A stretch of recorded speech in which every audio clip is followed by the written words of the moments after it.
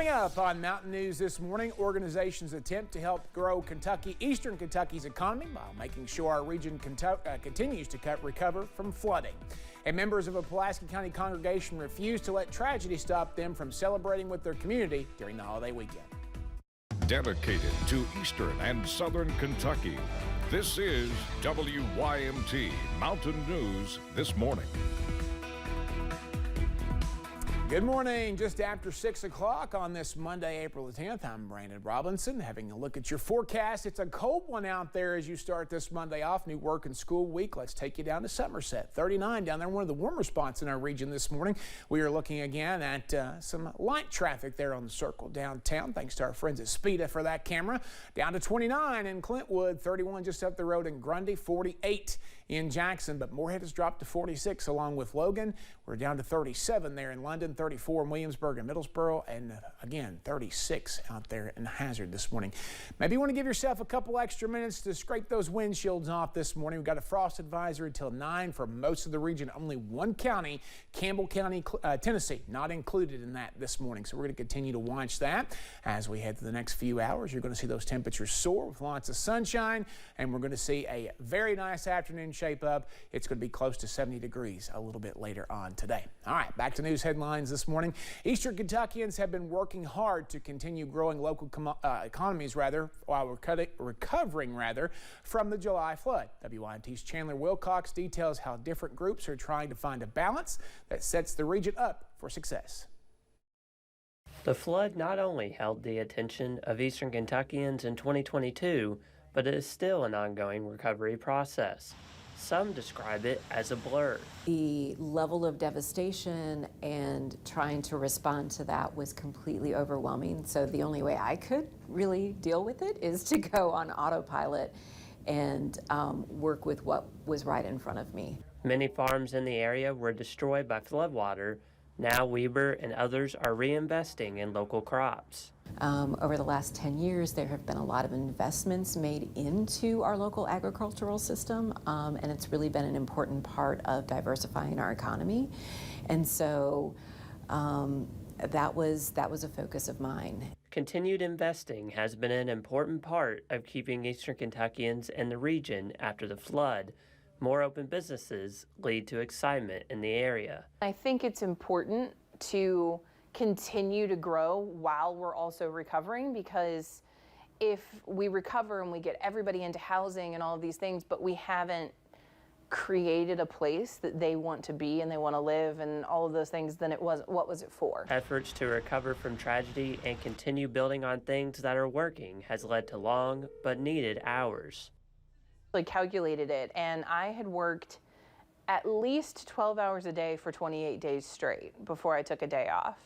And it didn't seem weird. It just felt like you had to get it done and it didn't matter. While there is still flood damage across the region, the return of flooded businesses and grand openings show that Eastern Kentuckians are still looking to build on what's working.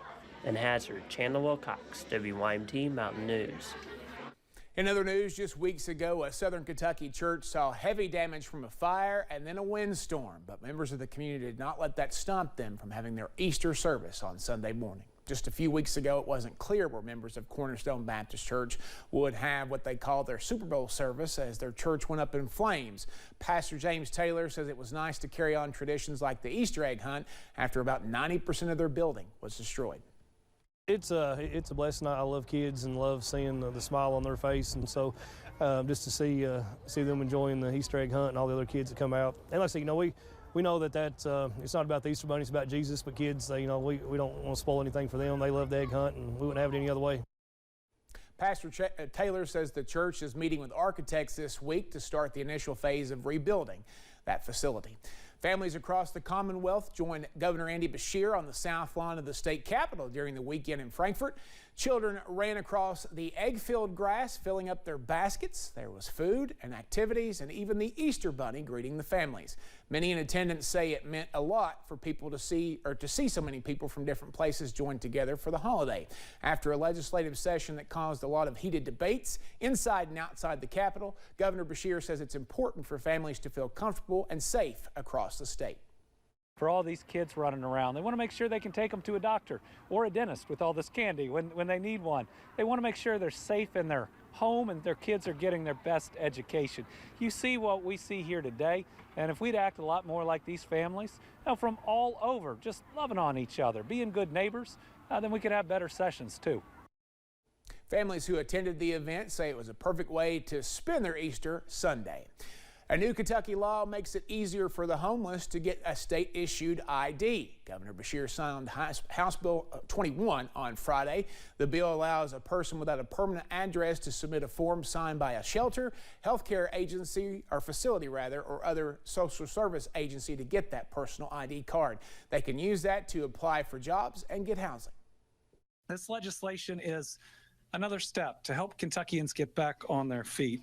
And with us coming into Easter, with it being Good Friday, what an incredible bill designed to help the lost, the lonely, and the left behind. So House Bill 21 is a great tool that we're giving to our service providers to get people into housing. It's really opening the door for people to be in charge of their own destiny and move towards a better future. House Bill 21 also allows a homeless person older than 16 to apply for an ID without a parent's permission. Starting in July 2025, a person without a permanent address would be just charged $5 for an ID card. The governor also says he wants to see a sports betting program started in the state before the start of the upcoming NFL season. Lawmakers assigned the Kentucky Horse Racing Commission to regulate sports betting operations. The new law will allow Kentucky's horse racing tracks to be licensed as sports betting facilities and to work with sports betting apps like FanDuel or DraftKings. The governor says having sports betting ready by September would mean big money for the state. The people are really excited about this, so we want to get it up and going as quickly as we can, but also to do it right. I can't tell you I have a date. I would really like to have it ahead of that first NFL game, knowing that that is a big starting date for people. Governor Beshear says the Racing Commission will model Kentucky's system based off of the best practices used in other states. The start of sports betting depends on when those regulations are fully set. In the last several years, we have seen outdoor tourism take the region by storm, and now one eastern Kentucky county is adding itself into the mix, introducing a new project that officials estimate will be a huge benefit to the county's economic development. WYMT's Alyssa Williams was in Leslie County to learn more. The city of Hyden has made tourism its focus in recent years, and now officials say a new attraction will help continue this mission.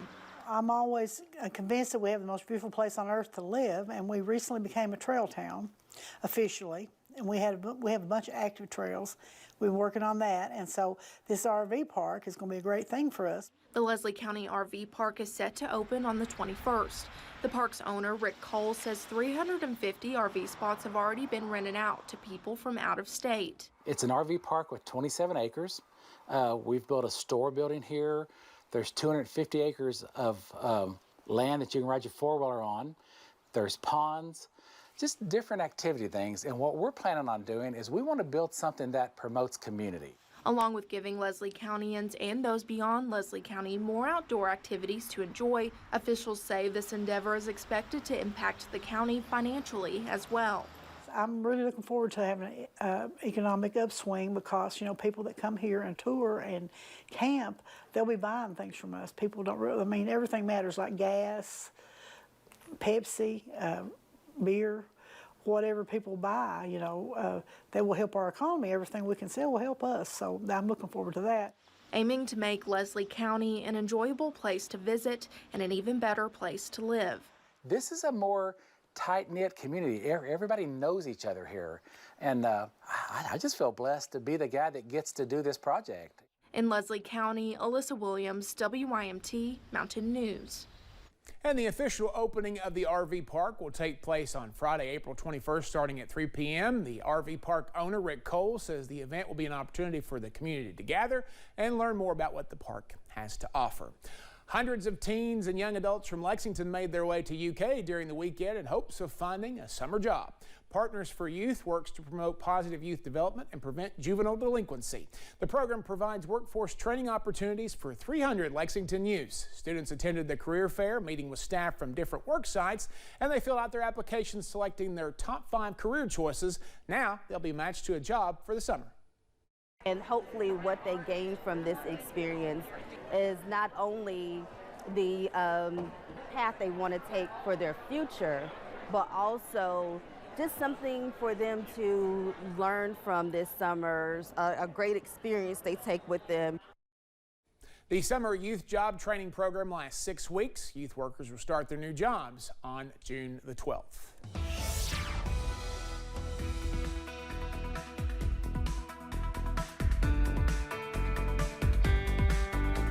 All right, 6:10 here on this Monday morning. We continue to track some clear skies across the region. Let's go out to UVA-wise and our camera over there this morning.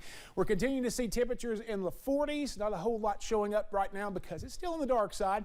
But again, we're watching again those temperatures to start climbing once that sun climbs in the sky.